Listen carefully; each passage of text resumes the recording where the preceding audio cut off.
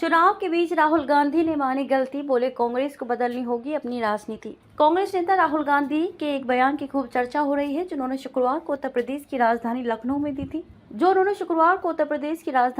में दिया था। इस दौरान उन्होंने अपनी और अपनी पार्टी की गलती स्वीकारी और उसमें सुधार लाने की बात कही। साथ ही उन्होंने ये भी कहा कि देश के संस्थापकों की अपेक्षा की तुलना में संविधान लोगों की कम मदद कर रहा है। ये सफलता के साथ साथ विफलता भी है। शुक्रवार को यहाँ इंदिरा गांधी प्रतिष्ठान में राष्ट्रीय संविधान सम्मेलन को संबोधित करते हुए राहुल गांधी ने कहा कि सच्चाई ये है कि कांग्रेस पार्टी को आने वाले समय में अपनी राजनीति को बदलना होगा। उन्होंने कहा कि मैं ये भी कहना चाहता हूँ कि कांग्रेस पार्टी ने भी गलतियां की हैं। मैं कांग्रेस का होते हुए भी ये कह रहा हूँ, हालांकि उन्होंने किसी गलती का जिक्र नहीं किया। राहुल गांधी ने आरक्षण, जाति व्यवस्था के साथ साथ संविधान पर कथित हमलों के बारे में भी बात की। राहुल ने कहा कि देश में बड़ी संख्या में लोगों का भविष्य जन्म से पहले ही तय हो जाता है। राहुल ने कहा कि लोगों को छोटे छोटे हिस्सों में बांटा जाता है, जिससे तय होता है कि वे कौन सा काम करने में सक्षम है और कौन सा काम नहीं कर सकते। राहुल गांधी ने कहा कि हिंदुस्तान के करोड़ों लोगों ने ऐसा जीवन जिया है जहां उन्होंने अपना भविष्य तय नहीं किया है, बल्कि समाज ने उनके लिए किया है। कई लोग इस वास्तविकता को स्वीकार करते हुए इसे बदलने के लिए खड़े हुए हैं। राहुल ने कहा कि